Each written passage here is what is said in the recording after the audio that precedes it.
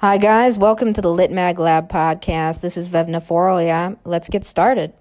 So previously on the podcast, I was covering project management tools and workflow solutions that, editorial teams could leverage, for team collaboration, keeping track of assignments, besides, submission management systems and, reading teams, assignment queues and to-dos there, right? There are other, combinations, as I said on that episode, right, of apps and tools and platforms that lit mags, journals, and presses use to keep track of a publication's completion, whether it be a chapbook, a online publication, a proofreading event, or, the final publication stage, making sure it goes through every single stage and what's left on the to-do list, essentially, right?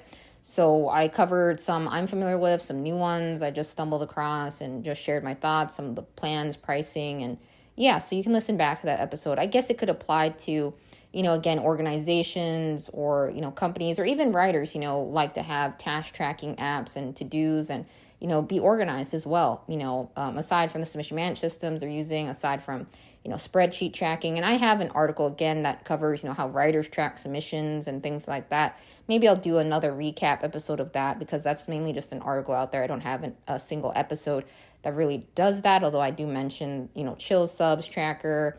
I mentioned DualSumma has a tracker, submission tracker, and a couple other submission management systems have like a, you can build out almost like a portfolio, essentially too, on the back end of your profile and keep track of everything that way too,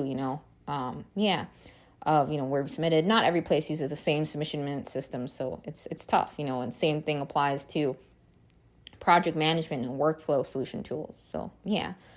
So for this episode, guys, I want to circle back to something. I know I say that a lot in episode 58, particularly short stories, right? I don't think I did a really good job of giving you guys specific examples. I was listening back to the episode and I really trailed off into a lot of memories, pies, bodybuilding, all of that stuff, and gave probably some LOL analogies, but hopefully you got something out of it. But I think I want to be a little bit more specific myself, in terms of, short stories creating an impact, particularly the introductions, right? So before we dive into some specific examples here, I want to start by saying, again, aside from the introduction line of your short story, or flash fiction piece, again, your title is also the first thing that typically hits the reader's eyes. You don't want it to be so basic, plain, and, again, as I mentioned on that episode, lackluster. You don't want to just call it, sleep, right? You don't want to just call it sleep. That just, nothing so basic and plain as that. You want to have some intriguing interest there and things like that, right?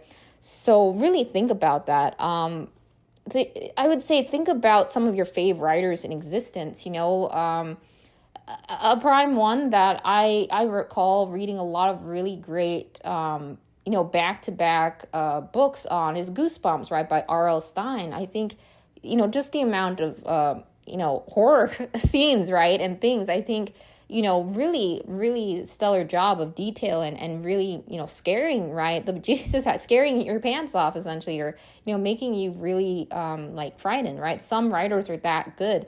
They can make you really scared to turn the page, to go on, and what happens next. They can give you nightmares even, right, and really creep you out. There's some things I've read that are that or you think about afterwards. So, yeah. So just in that sense, I think you can create an impact right off, again, from the start, off the title itself. Think about movie titles even, oftentimes when we, look at a movie title, that pulls us in itself, right? I was thinking back to some, horror titles out there in existence. And, I think there's several movies out there, right? The Conjuring is very scary, but it's like a title that hits us. You're like, The Conjuring, oh my God, without seeing the trailer or like a movie or something, you think about like what it's really pointing to, right? I think some titles, that just are memorable, like movie titles, right? Seeking a Friend for the End of the World, right? And, The Secret Life of Walter Mitty, just some off the top of my head I remember from school days too. And, we want to know just off of that title, right? The Secret Life of Walter Mitty. What secrets is he holding, right? Why is it so secret? And yeah, there's tons of other, book titles, movie titles out there that really we think about, further. And I think another movie or a couple other ones that come to my mind, 28 Days Later, 28 Weeks Later, 2007. I never forgot that film. Very scary. The running scene for sure, the 2007 version. I haven't seen the new one, it's 28 years later. I haven't seen it yet, so no one spoil it for me. But yeah. And, 30 Days, I think was another one, or, 30 Days Later, or no, not 30 Days Later, 30 Days of Night, 30 Days of Night, the 2007 film. I didn't like the part 2 of that really, and, the whole vampire thing, but 30 Days of Night, the ending was very heartbreaking. I never forgot that ending too. So yeah, even some new horror movies, right? I'm sure, you've seen come up from time to time, right? Bring Her Back, and I'm trying to think of other ones I haven't seen right now. Sorry, guys, I'm giving movie recommendations again. But yeah, countless ones out there, some really, good upcoming horror movies, very, very scary, I'd say, that I haven't seen quite yet. And yeah. So, same thing, I'm saying, titles pull us into movies too, not necessarily just trailers. If someone tells us about a movie and the first thing we hear is the title, we're like, oh, I wonder, about why it's called that, yeah. I think, just like some creepy titles, right? The Woman in the Yard. I haven't seen that one either, but it's just like a woman sitting in the yard, right? That's creepy itself. You want to know, why is the woman sitting in the yard, right? There's all these questions that, come to our mind. And, yeah. So I think it's just, just giving some examples of some great movie titles, right? Some that just ring a bell, right? And yeah. So, yeah, I think Weapons is another horror movie, right? And that's interesting. Again, that has a simple title, and the trailer perhaps is more impactful than the title itself, right? The content of the movie. Sinners I saw recently, by the way, guys. I like Sinners. I thought it was a very unique concept, and the, double, when an actor plays, two roles, like, twin brothers. I think that's pretty interesting, And, yeah, so, I'm trying to think of any other ones, but I saw Companion and, a few other movies, right? Yeah, so just some examples, right? But again, sometimes movie titles may be, kind of bizarre and unusual, but the content of the movie itself is sometimes brilliant and really unique from end to end. It could be a very basic title, but it's really the content, again, the meat of the movie. And as I said, like same thing with poems and short stories, right? It's not necessarily all about the title, but it can help to have a really stellar standout title, for sure. And I'm not saying you can't have like a one-word title or anything like that, but it shouldn't be something that is very flat in nature, very bland, I think in some cases it's okay to have, a very basic one-word title like T even. If the short story itself is really powerful and strong and very, drawing you in from start to finish and hits home, right? And, or drives a very strong point across from start to finish and in terms of scenery and painting it out and carries through, some strong emotion and feeling, then that's totally okay. But I think the title, again, is an opportunity to really, draw us into the right as well. But I we totally have published pieces at Dippy Lit Mag, for instance, that have a very, a very common one-word title. It could be, again, like a drink or a title or, a food title even, and then the short story itself is very powerful, and bite-size or flash fiction piece. So, the title, it does carry some weight, it's what others are going to remember it by, like identify your piece by. So you want to make sure it's very matching aligned. So, yeah. In addition to that, in terms of openings, right, you don't, again, want something that is very, very common, very unoriginal, as I've stated before.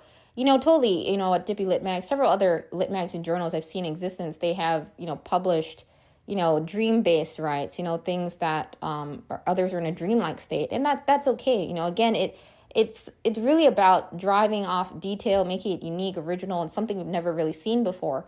But, I think as editors over time, you see some very common things come through the submission gates, right? Or the doors, or, the submission window or system, you know what I'm saying? So, and I'm not a gatekeeper or anything like that, but I think a lot refer to submission, places as having a gate or doorway of some kind, that's what I was saying. But yeah, so in terms of, things we see that come through our submission, door or submissions, right, window, things that are very, off-putting, right, I think can really be a turnoff, or I'm saying, for openings, right? We don't want to see something right off the bat, at Dippity Lit Mag, for instance. It depends, there's some, again, erotic lit mags and journals out there, some that are very focused on, could be fantasies and things of that nature. We're not like that at Dippity Lit Mag, I wouldn't say. And again, I'm not saying, at Dippity Lit Mag, right, we are going to automatically decline that if you submit something in that realm, right? Like sex poetry or something like that. I would say it has to be, presented in a way where it's not, again, overly graphic, or anything violent in nature and things like that, right? We totally permit, at Dippy Lit Mag, right, love-themed short stories, love poetry, relationships, rights. But, yeah, you just don't want to go overkill, on things like that. And, so you have to really, think about, look at what a place has published, thus far, in terms of romance and all of that stuff and the themes, what's out there, and what's acceptable by that lit mag or journal. Because some places outright say, they don't publish anything, nothing sex related or anything like that, or, in relationships and stuff. But it really depends. There are some out there that focus more so on that, nothing but love rights or very, intimate moments and things like that. And yeah.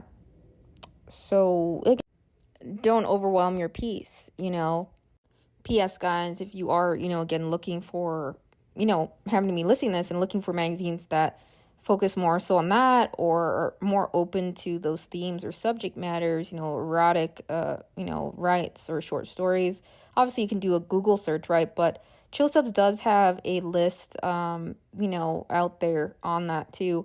Some magazines that come to my mind that I remember coming across, I think, and maybe I could cover them for you guys, different lit mags focuses and things like that, again, those spotlight episodes. But Pink Disco magazine and there are other ones out there, for sure. I thought Lips was one, and I could be wrong, but Bareback magazine, there are other ones out there, totally, Horns, and yeah. So Chill Subs has a list out there. It's not that long. I don't think there's like 30 or 40 out there in their list, but there are way more out there than that for sure. If you do some in your search results, you type, let's say erotic lit mags, right? You'll come up with, the first couple pages of some places, right? So yeah, just keep that in mind. Again, some lit mags and journals have themed calls, some don't, some are open-ended themed, like we're open-ended themed, typically for short stories. Sometimes for our print calls and, with specific challenges and themed, rights that, challenge prompts, right, and stuff like that. But, yeah, just wanted to share that. So again, don't overwhelm your piece. I have think some writers have done, nothing but back-to-back sexual acts in the right. So, that's a bit much. I think, think about it this way, right? If you're going to do a short story around, someone's first kiss or their first love or something, you want to, carry that forward very slowly, right? Flash fiction, we don't really have that ability to, expand that out, to like 10, 20, 30, 40, 50 pages long of like everything that led up to that first kiss, like all of the moments of, awkward bumping into each other or something, or even like a first friendship in that manner, like I think when everyone meets their, first bestie or friend in life, or those who are lucky enough to maintain close friends for 10, 20, 30, 40 years, not everyone's as fortunate, but, there are a lot of moments there. But I think about it this way, right? If you condense that down to like maybe the first meeting of, establishing a best friend, that itself could be, something that's very bite-sized, right, in a sense, or a favorite moment. And this isn't necessarily, fiction. It could be, you could do it based on true events, but fictional characters, obviously, right? Or a favorite moment between a group of best friends, that was memorable, right? Something unexpected that happened that day, or everyone pulling together to overcome a challenge of some kind. It could be a tournament or something intense, right? Or not necessarily. It could be fun, Flash fiction pieces, again, don't have to be horror, dark, or scary. They can be lighthearted. They can be on different topics and, subject matters. I think that's great. It depends on what the call is for typically, but there's a lot of open themed ones out there for sure. And, again, thinking everything was all just a dream, that's very common, right? Things that, editors we see before, or just, in short stories, right? If someone ends up suddenly killing off all the characters towards the end, just out of the blue, right? Without, really reasoning or anything behind that, it's very, off-putting. It's like, what happened here? Like, what happened? What's going on? So, I think, there are absolutely times, and, I've come across short stories where I can relate to some things in the short stories that have come through, Dippity, right? And I think a lot of editors can say that, right? Perhaps it deals with a loved one, right? I mentioned my dad, right? He got a cancer diagnosis last December, right? So if I see a piece that, has cancer in it or something, I can obviously relate to that. But I would say a lot of the times we see, through our submission window or door in the past, I've seen quite a few pieces, not just short stories, but poems also focus on, not just cancer, but chronic illness. And if the call is not necessary for that, right, I think, it depends. There are some themed issues right around that, chronic pain, disability, and that's different, right, if you're actually having a call for that. But I think we really, when we're looking for, again, is originality, things we haven't seen before, and I'm not saying, there totally have been absolutely award-winning short stories and writes around such devastating topics, and very tough grief, pieces, absolutely, around cancer, chronic illnesses, and rare conditions, totally. And it's very heartbreaking, absolutely, and they pull on your heartstrings. But we don't want to see things, again, that we've seen time and time again. It has to be something that, I've never read anything like this. That's what we want to, say after reading a piece. And it really, was impactful, powerful, I felt, and yeah. And technically titles, I mentioned, they can always be changed, but I think it's good to stick with a title once you have it, right? And yeah. But, yeah. So really, really think about, things that aren't common, or, when you're starting off a scene, again, you want a flash fiction piece. You really want to, as I said, you don't have a whole pie, you have a slice. So yeah, I'm just going to give some examples, from just like brief excerpts of some books and publications out there, and maybe even from our own online tank as examples for you, of like starting points for your short story. Just examples, right? So you get an idea of like good introductions. Now, I think what a lot of writers, ones you may read, or some of your favorite ones, chapter 1, right? If you look at chapter 1 of a lot of books, or even some compilations or collections, of short stories, back-to-back short stories. I love those, right? Books that I used to buy quite a few of those books of back-to-back short stories in them. I even had one of those, special edition Goosebump books that, had back-to-back stories in them, like 2 in 1, and things like that. I really love those types of books where you have a series of short stories to go through and read. There were quite a few over the years that I came across like that in that format and style. I really love that too. But yeah, in a lot of the chapter 1s, of books, right, you'll come across, right, that first page, when you first are introduced to a book or series, that really has to hit the reader, right, to pull them into the series. Now, sometimes endings, again, totally disappoint us, and we're like, did they just kill off the character after all of these events, right, and things like that, right? I think, obviously, spoiler, Divergent series, right, a spoiler there, right? Obviously, we know at the end of, that series, right? It was very sad, too. I think that was always one that bothered me a little bit. I was a fan, I'd say, of the Divergent books. And, some scenes in the movie were cool for sure to see them come to life in a film, version. But, I totally, read the books first of like Divergent and also, that series and Maze Runner, right? That trilogy. And I think there was another book I didn't really read. The Maze Runner had, I think, a fourth book or something that came out after, like those spin-off books they do of other scenes and events and things. But yeah. Anyways, so yeah, back to examples. So yeah, I guess, I don't know. I pulled up mostly shark books, and I know it's not Shark Week, and I'm not, I mentioned on this podcast, I'm a fan of shark movies, and I've been rewatching some oldies from the past, like Open Water, all the ones from Open Water, Open Water Adrift, and, those.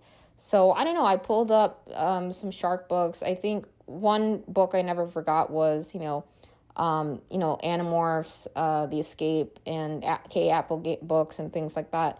I just, in my family, we watched a ton of shark movies, and alligator and crocodile movies. That's just something in my fam that we did a lot, yeah.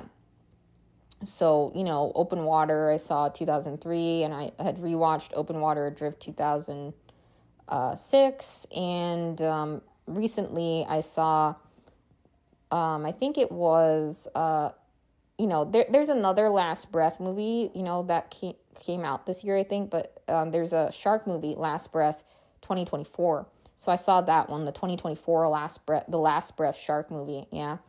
And I thought it was fairly interesting, right? It took a turn I never really saw before in most shark movies, so I thought it was fairly good.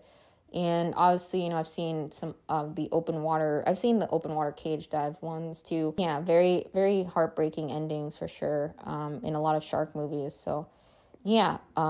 In all seriousness, shark attacks are very, I think traumatic and traumatizing. I myself, I don't have experience with shark attacks or anything like that, but I have I could say, I think as human beings, we all go through traumatic experiences. I share some of my traumatic experiences, through my poetry, my writing, right, and things like that. And yeah, so I think as poets and writers, right, we think about like the opening to some of the poems that are based on real events and true stories. So reason I'm pointing to this is that I think, scenes with sharks, they're very, typically very, they're have to be structured in a way that they pull the reader in, like a lot of stories and books, right? But I'm saying specifically for a lot of shark books and stories and based on true events, they really think about, how to structure in a way to grab the reader's attention. So I'm just giving some examples that I come across, in first chapters of some books. And I will share some, excerpts from Dipty Lit Mag's publications too. We don't have a ton of short stories up in our online team. We do have quite a few in our featured section over time, through interviews and stuff like that. But I will, pull some up too. And yeah.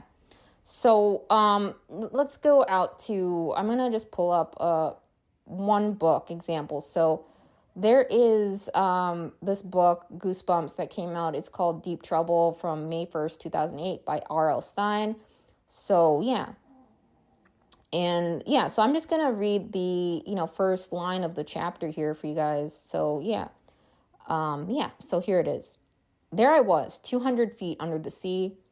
I was on the hunt of my life, the hunt for the great white stingray. So yeah, that's how the chapter 1 begins in that book. And I technically read 2 lines. It's separated out there, or 3 sentences. But yeah, you see, it mentions, right, a specific amount of feet under the sea, and what's happening, right? The hunt of their life, the hunt for the great white stingray. So yeah. And then we want to learn more about this hunt, the journey, right, that's happening here. You see, that's a starting point, right? Just an example, right? And, next one, and that was from, it says Classic Goosebumps 2, Deep Trouble by R.L. Stine. And another excerpt here I'm going to share is from The Escape, Animorphs, number 15. Again, there's I'll put maybe books on screen for you guys on the video for those watching out on YouTube or Spotify. But yeah, Animorphs number 15. I think one of my favorite Animorphs books was, you know, the one with the tarantula on the cover, and I can't remember all the numbers off the top of my head, but there are a lot of Animorph books, guys, right? So many. I think even here it shows like book 15 to 54, right? And there were some other, I watched, also I mentioned the VHS series, right? The one that accompanies the books. And it was very brief, but I absolutely loved it. I was a huge Animorphs fan, guys. A lot of my friends know I absolutely loved Animorphs. That was one series I never stopped reading, and I just was a huge fan of it. K. Applegate for sure. All of the Animorphs books. And the covers are really cool, too. The artists as well. Really, really phenomenal work of the cover art. And yeah. So, let me pull up the book. It's taking some time to load here a little bit. But again, the Animorphs series, The Escape Animorphs number 15. So chapter 1, here, it starts off. My name is Marco. I've always kind of liked my name, Marco. It brings Marco Polo to mind. Not that my last name is Polo, or maybe it is. I'm not going to tell you. And I'm going to continue on here a little bit in the sentence here. So none of us will tell you our last names, none of us Animorphs, or where we live, or anything else that would help the Yeerks find us. And, and then it goes on, we have these questions, right? And even pulls us in, questions about Yeerks. What are Yeerks? I'm quoting this, you wonder. So we want to learn more. We want to learn more about the character Marco, right? And Animorphs. What is that, right? So, if you were just stumbling across the book, number 15, I like that about some series and books. You pull it off the shelf, right? And you pick it up, and it pulls you in no matter where point you may be in the series. There's some books like that. You want to just, read it. Obviously, it's good to start with book number 1, but I think it's interesting, if someone were to just pull book number 15 off the shelf, and I've totally done that with some Animorph books in the past when I'd pick them up from, Barnes and Noble, or, Savers even had Animorph books, and sometimes I wouldn't be able to get right away every number in order, but I ended up rereading everything in order, from start to finish, but I didn't always have, the exact number after the exact number, but I tried. So I had, the collection of Animorphs, and it was just such a really cool series again. So I think, again, it pulls us in, right? So, introducing the character, right? The name and, that mystery, right? None of us will tell you our last names. None of us Animorphs, right? I like that mystery right there, pulling us into that, in the world of Animorphs, and bringing up questions, so in short stories, right, using your imagination, you can, create maybe your own, groups, or, vampire clans even, right? Horror stories, right? Or the name of our vampire clan is this, or you won't, but I'm, and you could give it a name or something, or something like that, something fictitious and fun. Obviously, just an example, right? Animorphs, I'm not talking about vampires, but of course, I'm just saying, you could, create something like that, your own world, not necessarily just with flash fiction, but, short stories, right? I know some writers do a series of short stories. They do, a whole novel or book around that too, just an example, right? So you want to think about that as a writer in general, putting question marks into the reader's mind, but not leaving them with empty-handed, after that, right? You're giving them, the answers to those question marks eventually down the road, right? Somewhere in your short story. And again, I'm not just talking about flash fiction on this episode. I'm talking about short stories and general stories overall, I guess. But yeah, let's go out to another book here. Just picking some off that I have pulled up, shark-related books again. Just because I was rewatching some shark movies again, and and thinking about some of the endings and the heartbreaking moments in those movies for sure. So this book is I Survived the Shark Attacks of 1916. It is by, it looks like Lauren Tarshis. I could be mispronouncing that name. I apologize. Tarshis. I apologize. It looks like there's an illustrator as well, Scott Dawson. It's a Scholastic book, published in September 1st, 2010. And I think it says it's based on true events. So, yeah. And if we scroll down here, it starts with, chapter 1 here, right? July 12th, 1916, Elm Hills, New Jersey, in the Manhattan Creek. So it has that in the chapter, heading there. And yeah, so the dates there, and we have the place, right? So here I go. I'm going to read the first line for you guys, or the starting point of it, right? A feeling of terror came over 10-year-old Chet Roscoe, a chill deep down in his bones. He had been swimming in the Matawan Creek by himself, but he had the idea that someone or something was watching him. So even in those first few lines, just an example, right?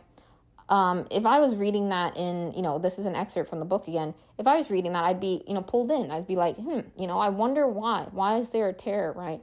And we have the, who, what, why, and, not why necessarily yet, but the when, right? We have the who, the when, and, I think with short stories, with fiction pieces, right, we want to see also, a reason or purpose behind the work, right?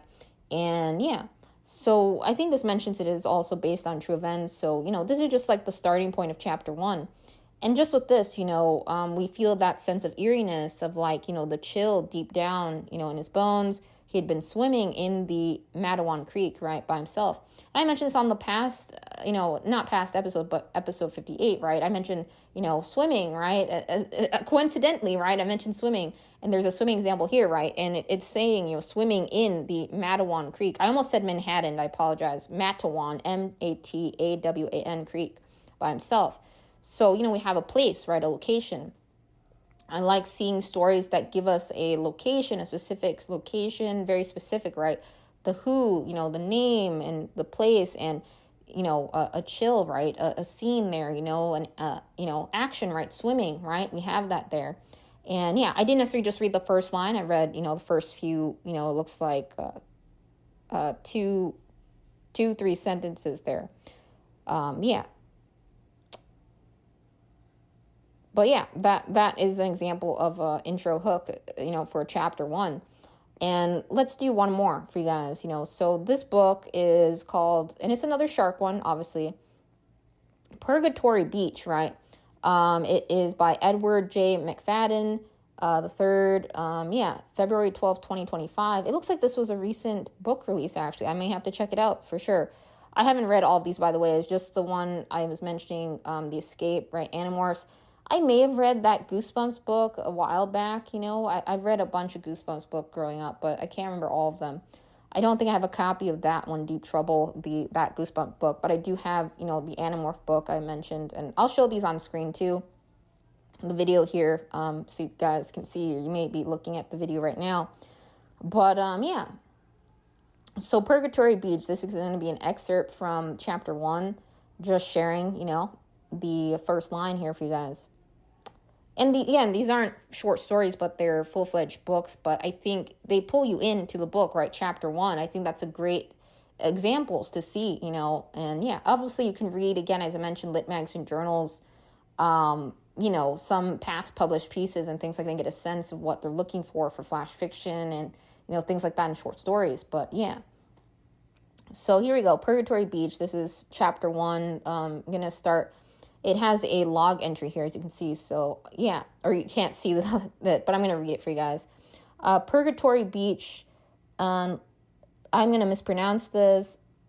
Ligatu, Northern California, USA, 6:58 a.m. PST, September 21st, 2023. 22 days until the scheduled start of the Funnel Big Wave competition. Mountainous waves arced through the grayness, their shadowy visages materializing from the gloom as frothing white lines marched toward shore.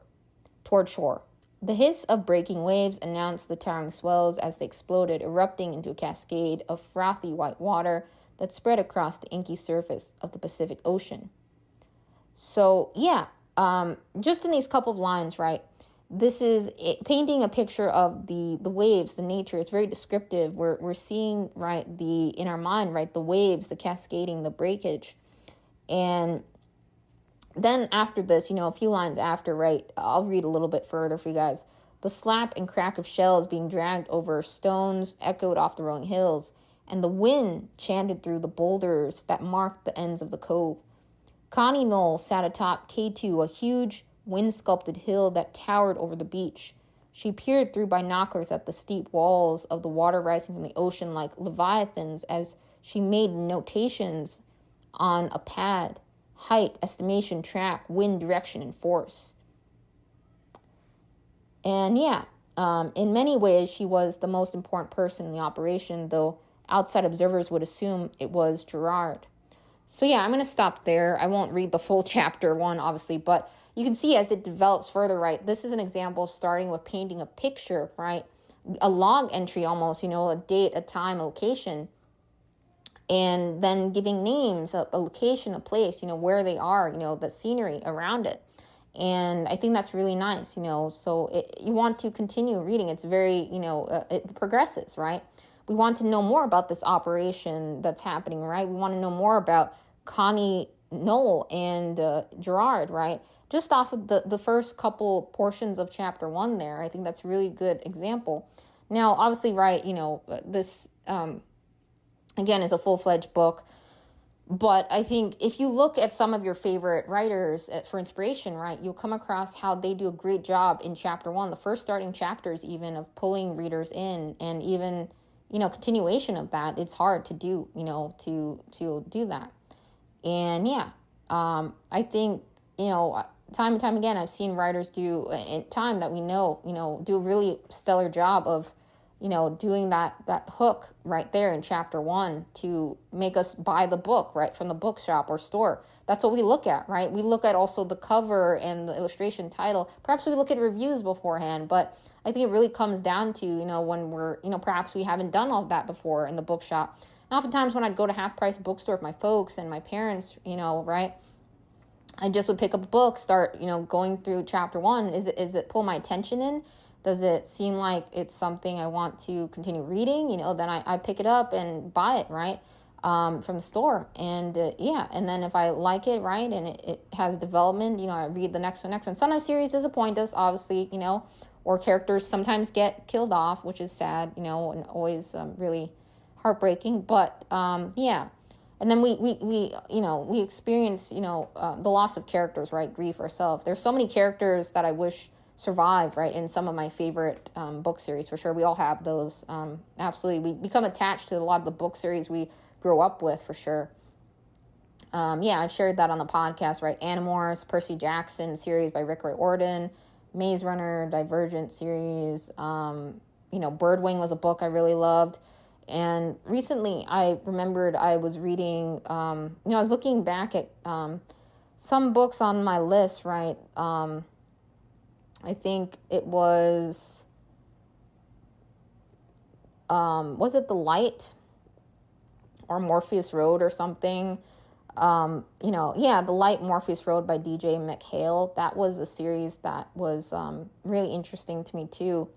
I don't remember it fully. I may have to go back and reread it, but it was one that was pretty interesting, I'd say. And it's sort of on the chilling side, as I recall, and quite interesting.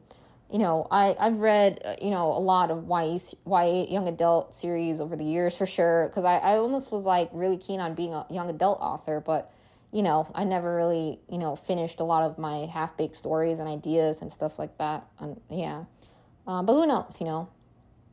I do have tidbits of it out there and stuff like that in various pieces shared and published in various platforms. But never really finished or built them out completely all the way.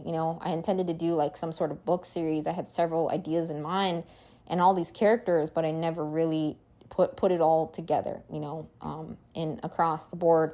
So, over time I wrote a lot of flash fiction pieces myself, as I shared, and I may circle back to some totally. But anyways, I just want to share examples of excerpts from chapter 1, of books, right? Because I think they do a good job of pulling us in, just like in those first few sentences, lines, right? That makes us want to continue reading the book, beyond, that first page of chapter 1, right? We want to go on and on and on. Learn more about the characters, the mystery that's there, what's happening, right?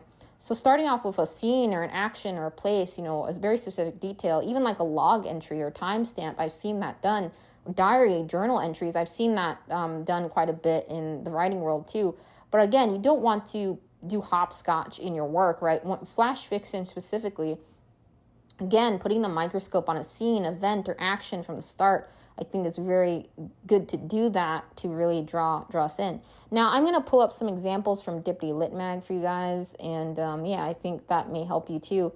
Again, we don't have all our short stories out on our On Tank. We do have some out in our featured section in Substacks and elsewhere, right? And so just an example. So Emma Wells, great writer, also author of Reasons to Evolve, a chapbook which we published at Deputy Press. Pick it up. But this short story that we have here, and the chapbook was a poetry chapbook, by the way. But this short story is back from April 10th, 2023, Check-In by Emma Wells.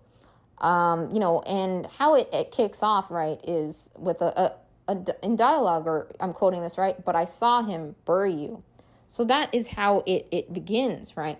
And then it carries off into, the development.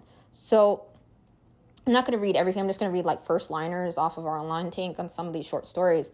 But I think that's an example, right? A scene, a very dark, scene, right? But I saw him bury you, right? It makes you want to learn more about that, right? I think that's an example of something that pulls you in. Let me see what else we have here. I'm trying to pull up some other ones. And Emma Wells has a couple short stories that we published in the past. And the voice of the wildling as well is one I really loved as well. But I won't read all of them. You can check out our online tank sometime. And, totally, I think it helps, again, to read some short stories from other lit magazine journals and to get a sense of what they're looking for. But you want to do something completely different from what they've already published. You want to do something very unique and very original again. And, in your own words and everything. You don't want to be a copycat or anything like that, right? It's and you don't be a plagiarist at all, right? It's so important to be unique, use your own voice and your own, you have your own imagination. With flash fiction, there's so many possibilities and so many cool things. So and you can convey messages and stories totally. We've had some writers do flash fiction pieces tied to awareness, and things like that I've seen come through our door as well. And so let me go to this one, Blood on Their Hands by Sarah Das Gupta. So you see the title there. It makes you question, why is there blood on their hands? What's happening? It's indicative of being very dark, right?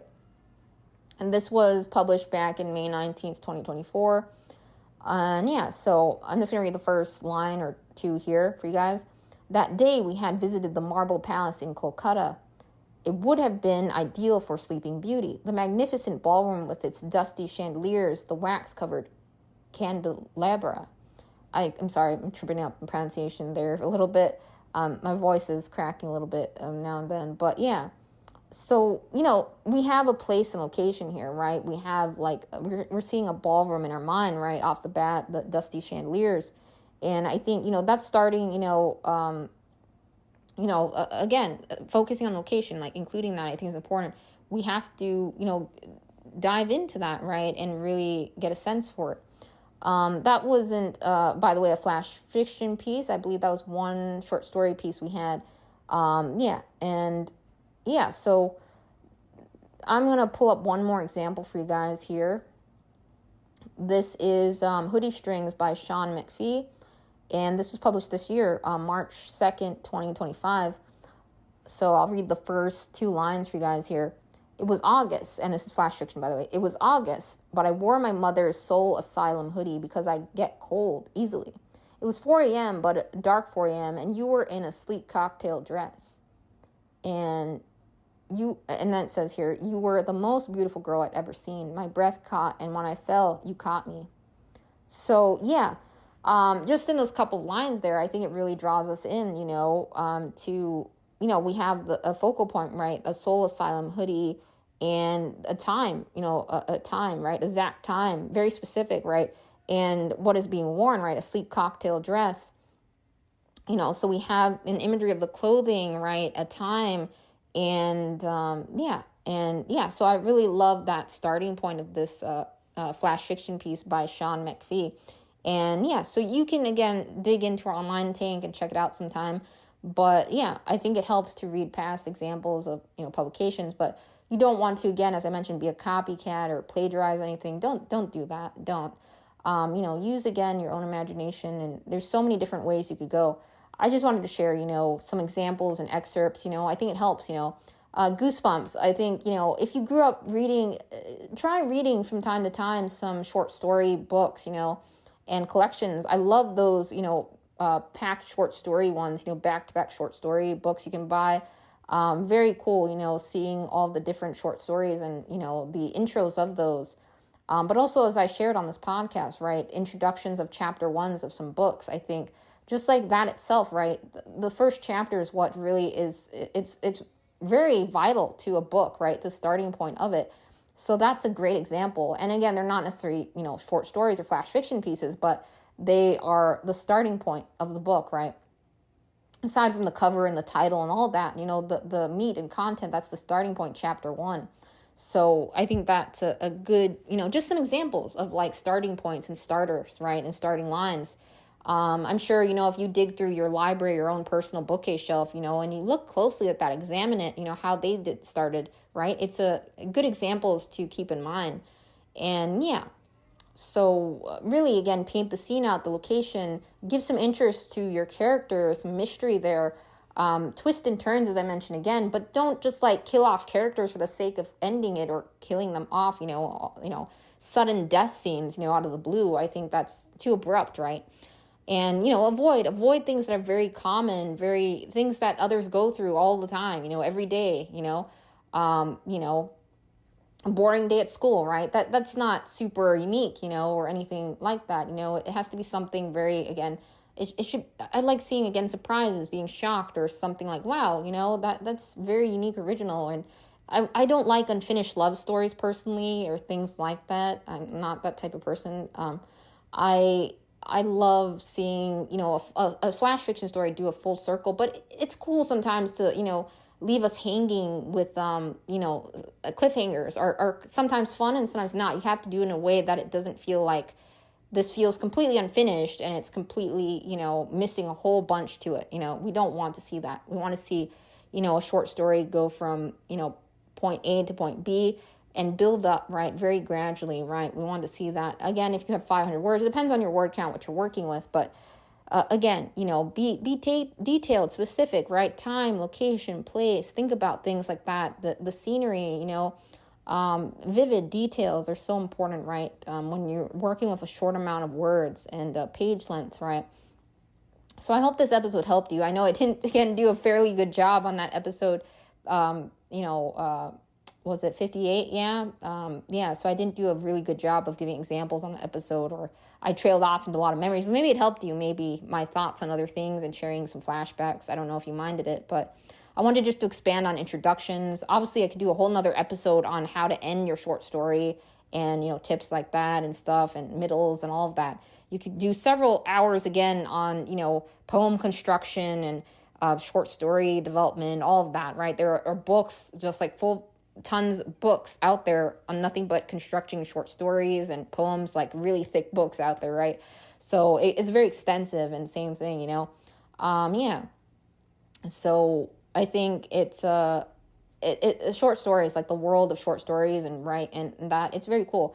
I would say I haven't, written any new short stories in quite some time. I have a bunch of perhaps ones sitting, for quite some time, some oldies in my archive and stuff like that, my personal, archive and stuff. But again, I've shared some out from time to time. I think the last one I remember doing was, aside from some I think I submitted to some Lit magazine journals, one that was really memorable was Pompeii Pigeon. And I had that published out on Kindle Vela, which they discontinued, obviously.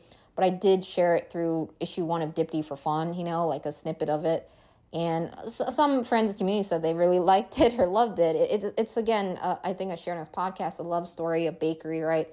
And I think I may continue that. I may start sharing that out, maybe a different format, maybe just as an ebook for you guys or something where others can find it again. Maybe continue it off. He reads poetry in the bakery, and she's going to get engaged to this guy, and out of the blue, and he had feelings for, the bakery store owner, secretly all this time, or she never really noticed, as he was reading poetry, doing almost like open mic events and reading his poetry in public and becoming comfortable doing that. She brought him out of his shell, really, and, he ends up developing really strong feelings, falling in love with her. And then out of the blue, she's getting married, right, to someone else, right? And it's like heartbreaking, right? So, yeah. But I think, again, in terms of love, short stories and flash fiction, right, don't do things that are so, again, common, so obvious, right? Like a backstabbing wife or something, I don't know, a bunch of cheaters or backstabbing wives or anything like that or anything. But I think obviously, I've come across, stories about, separation, splits, and things like that, some very heavy things, and, events, things like that. But, again, it should be something we've read before, right? I think in terms of like short stories, as I mentioned again, flash fiction, right? There are sometimes, fictional events based on true events, right? Mixed and mashed a little bit. So, there are perhaps some things, as I mentioned, that are very relatable in some short stories. It could be the loss of a parent, a family, a loved one. It could be, a loss of an aunt, or, it could also be, a failing at something, or, missing or losing a loved one, or just so many different relatable things you could go with. I think some families go through separation, divorce, estrangement, things like that. So there are some things in short stories that perhaps when a reading team is reading it, they can maybe relate to it or connect to it on some level. Everyone comes from different backgrounds and experiences. But I think you want to do it in a way, again, that, someone's like reading it and they're like, I haven't read something like this before, right? We don't want to be like, this is something I've read before. This is too common. There's nothing very unique or original about this, right? We want to see something, again, that, is very distinct, that has never crossed our paths before, right, in terms of short stories.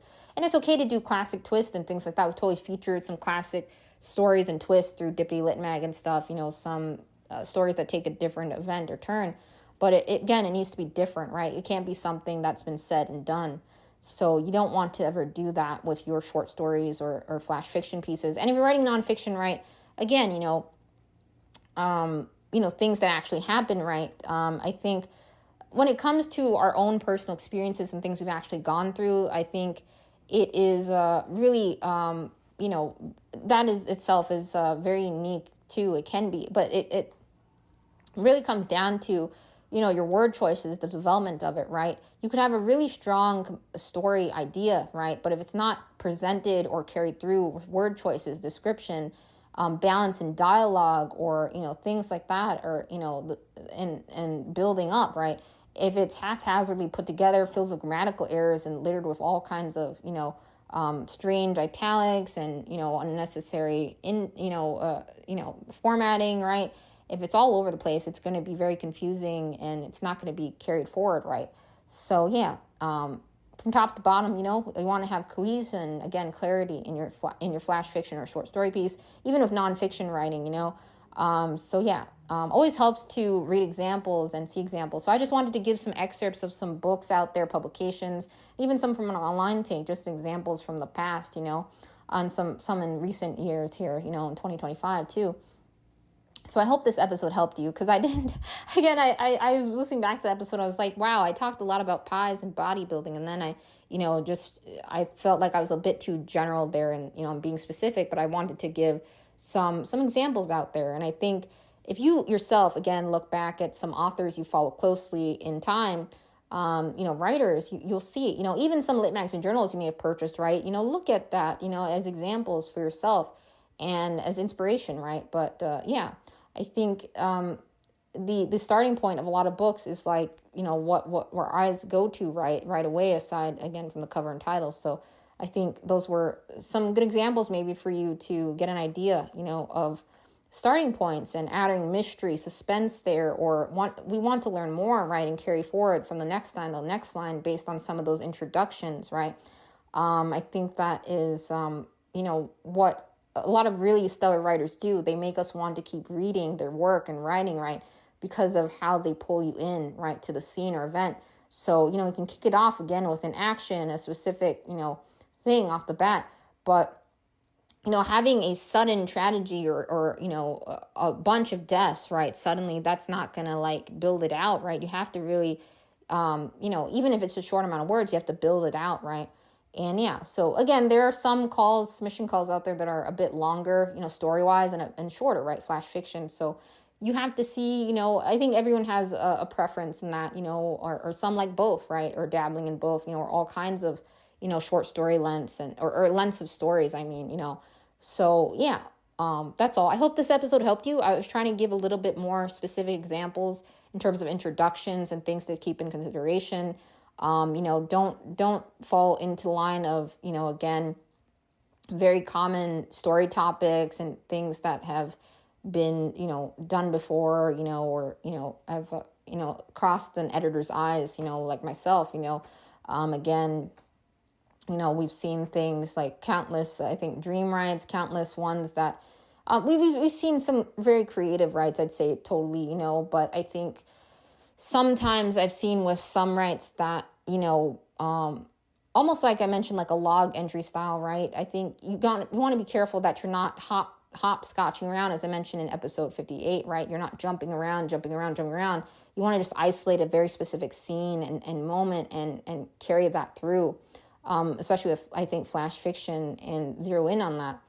And yeah, in short stories that are a couple pages long, or they allow that for the call or something, whatever call it may be, if it's unthemed, right? I think, you can have more there, right? You have, as I mentioned on that podcast episode, right, more breathing room to work with and to build things out even further. So yeah, just keep that in mind. So, in some cases, some flash fiction pieces that have come through our door, we feel like oftentimes like, yeah, this wasn't suitable for just fitting all of this in, what they're trying to do in a flash fiction piece based on they structured it, right?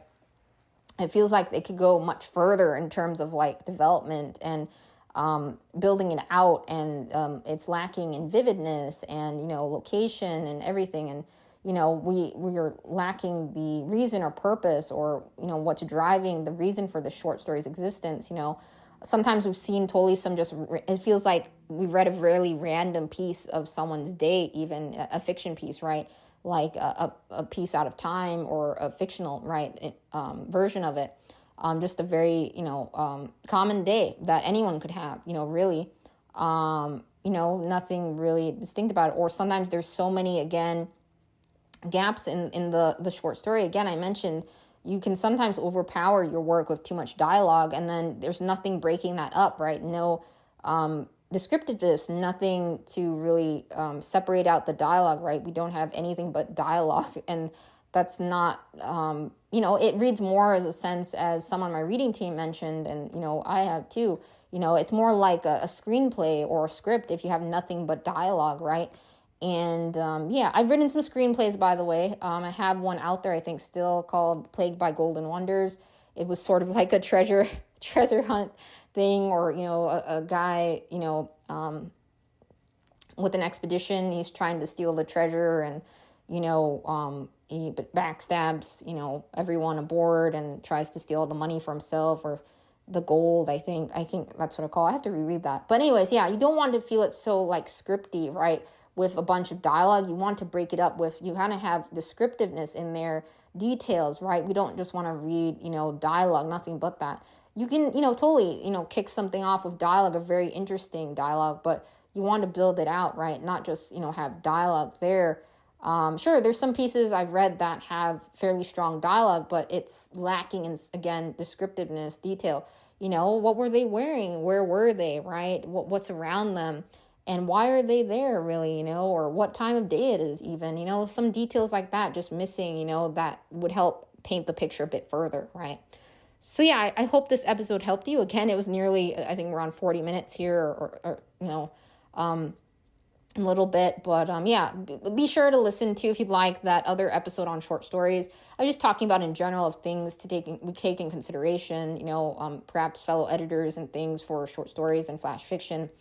But yeah, we didn't hold a lot of long window calls in flash fiction and online stories in the past, starting Dippy Lit Mag out. We had very short, brief windows, I'd say, so we're really looking to expand our windows, right, and calls for those, totally.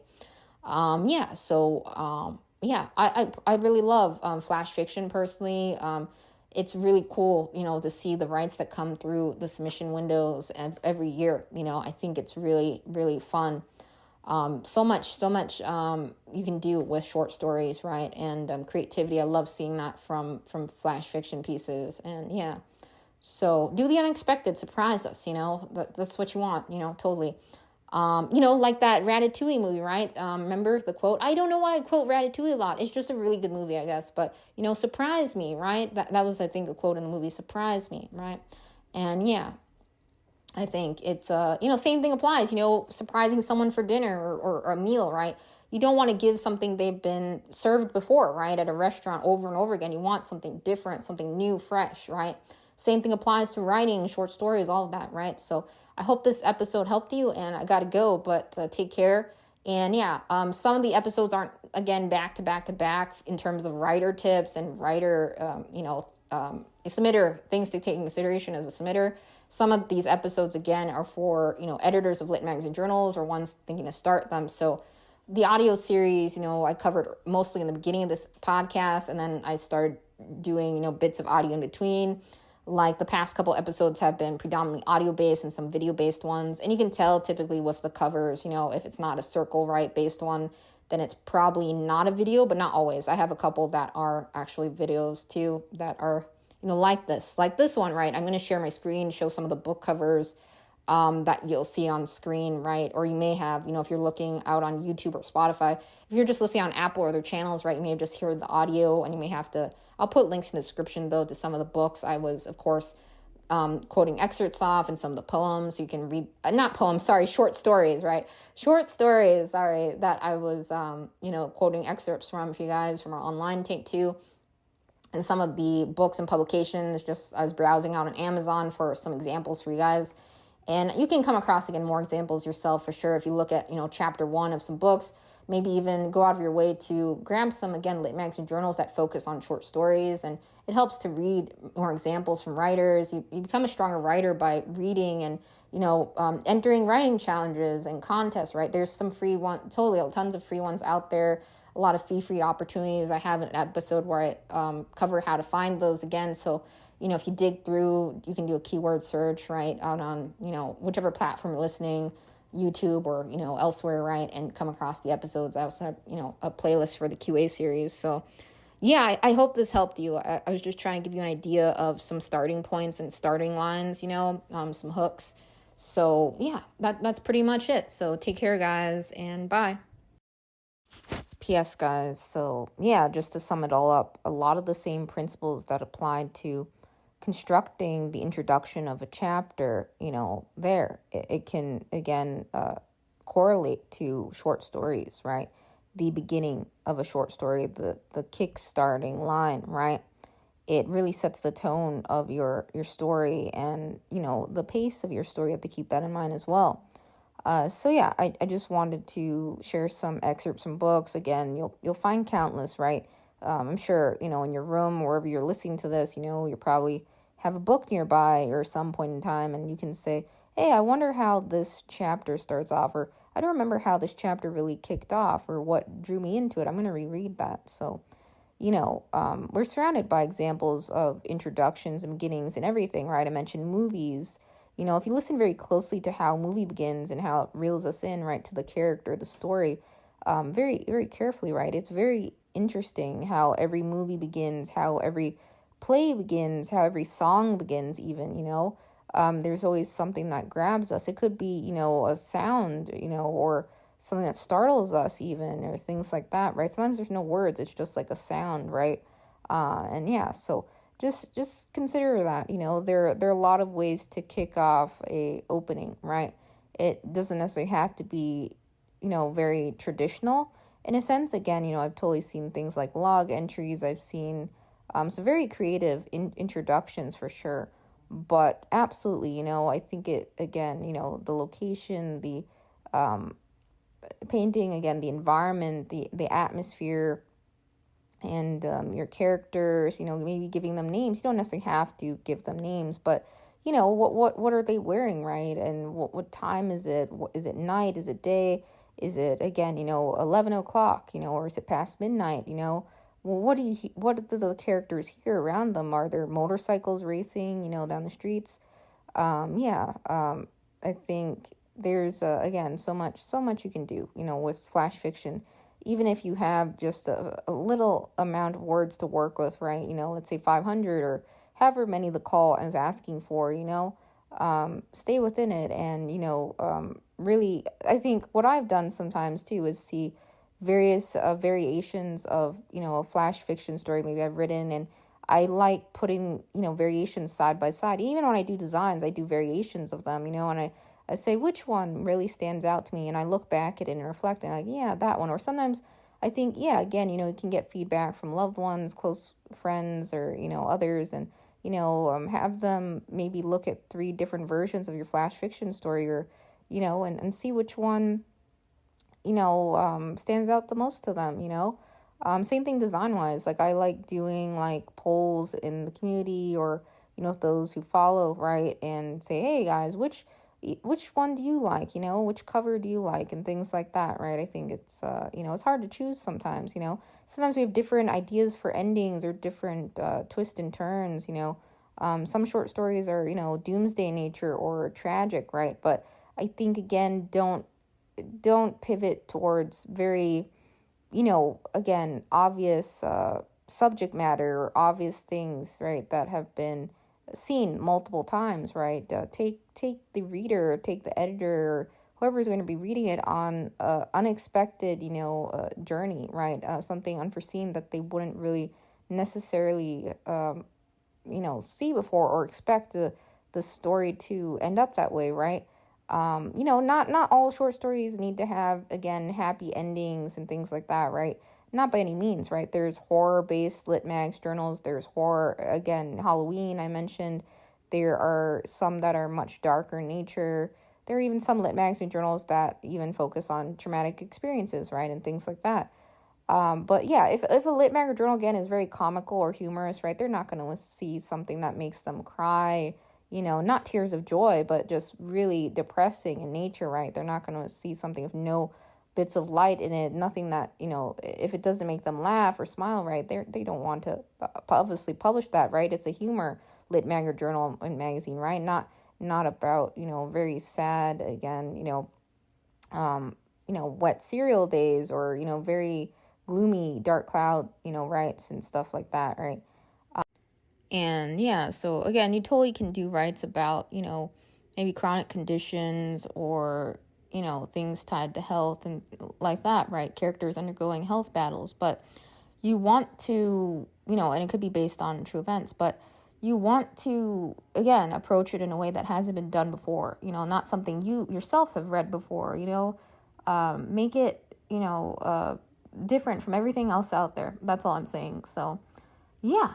And yeah, so just reiterating this real quick before I go. So I, again, mentioned, we on, reading teams or editors, right, have perhaps relatable topics and themes and subject matter, right? I've had that come through, our windows time and time again. But just because I, again, relate to something, or it's a very, a very important topic, right, close to my heart. It could be, members of my family, right, going through cancer, or it could be, something tied to, something else that I love, right? It could be chess or food, or, something else, right, that, let's say others are aware of something I really love, right?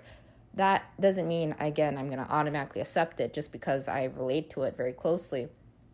It really comes down, or anyone on a reading team, if they relate to the subject matter very closely, it doesn't mean, we're going to automatically accept it, right? Yeah, obviously, when you're able to connect to something on some level, right, that impacts you. But it really comes down to, again, clarity, the construction of the short story, and the uniqueness of it, So, yeah, I just want to, reiterate that. And also, don't be, just one reminder here, don't be vague, when you're writing at all. Be very specific. Please listen back to, episode 58, where I was covering short stories a little bit. I went a little bit too much, again, in my memories on that episode, but I think I still covered some helpful points that, it's a bit long, that episode for sure. But, listen back to that. It may help you some additional things I mentioned that I didn't mention here. I did repeat some things, but yeah. And again, what you may have seen in, introduction chapters, of the books, right? I shared with you, right?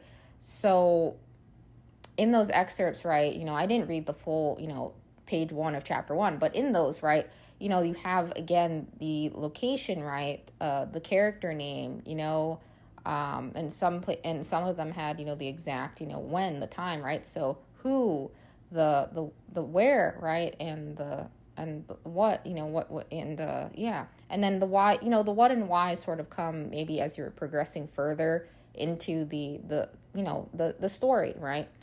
And the overall, direction or plot, right? But I think from the get-go that is, totally important. And again, you can totally still write about, nightmares and dreams, but you have to do it in a way that's not so expected and common, very, very obvious, that's, again, been seen and done before. I'm just reiterating it because it happens a lot, with short stories and even poetry, right? Same thing applies. The opening is so important. Whatever, you're writing, it could be, again, an essay, a short story, a poem, or, the opening line is very vital to the start of it, and again, the titling of it, but more so the opening lines, right? That's how it's going to, you really have to capture the reader's attention, the editors, whoever you're submitting it to, or, going to share it to. And, ask yourself this, if your short story or the starting point of it was, let's say, the intro to a book even, would that capture your attention? Would you feel compelled to pick that book up off the shelf yourself? I think, again, look very closely at how some chapters begin. And I think that is a lot of times, the chapter 1 is how they reel in the reader, because that's the first chapter. It's what starts it all off, right? But yeah, the examples I gave are just some excerpts, right? There are plenty of other examples and, ones out there you could look at and be inspired by. But yeah, it's fun, to write short stories. You can do a lot of, there's some places, again, I mentioned, that do some fun, calls where you get inspired maybe by your favorite film, movie, or something else to spark your short story. There are themed calls, right? We again, at this time at WLAG, we don't have theme calls, but again, that could change with some of our, print calls and stuff like that. We typically do have, open and theme calls, a mix, between that and theme calls and unthemed. So, yeah. So I just wanted to tack that on because I just, it's important. I know I repeated things, but some here. But, yeah, that's pretty much it. So now, bye, guys. Take care, and I hope this helped you, yeah? P.S., guys, one P.S. note here. I know I said bye and take care, but I'm not a short story expert or anything like that on flash fiction and stuff like that. But, when I see a piece, right, that's really creative and stands out, I feel it, you just feel it. You just do, And same thing with our reading team, after reading something, we reflect, we do team scoring, a rounds review. And you just feel it, after reading something. You're like, there are times you have pieces, you want to read them again and again. You want to see them maybe turn into, some short stories we want to see them turn into movies or films or, come to life further because they're really awesome or, leap off the page, right? So it comes down again to details and, being able to do that with a short amount of words and to really, again, paint what's going on in the scene and to really capture us and take us to, something, again, unexpected, right? And I'm not saying you have to have, surprise all the time in your short story or anything like that.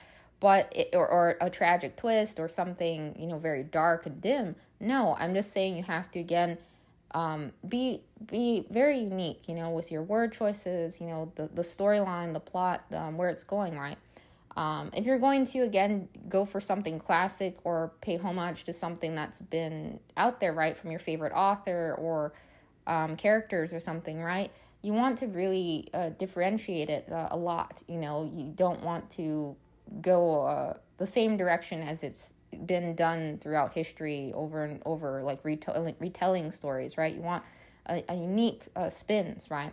So yeah, that's all. Just wanted to add that. And now, bye, guys. I'll see you in the next episode, or not necessarily see you, but you know what I mean. Maybe we'll do some more screen shares of Salit Mag's journals, some other resources and stuff. I hope you're enjoying these episodes. If you are, totally feel free to give your faves a thumbs up. So that helps me, recognize that you like that episode or the content, or leave a comment if something stood out to you. I make hiccups and mistakes all the time, myself as a writer. So I'm not perfect or anything. No one is. But I think it helps to share like what goes on in our mind when we're reading things, on editorial teams, or, or just like as writers, an artist myself, right?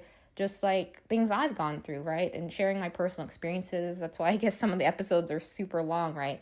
Doing sort of like a mini audio diary series mixed in with tips too along the way, I guess. Not on all episodes, obviously, but quite a bit.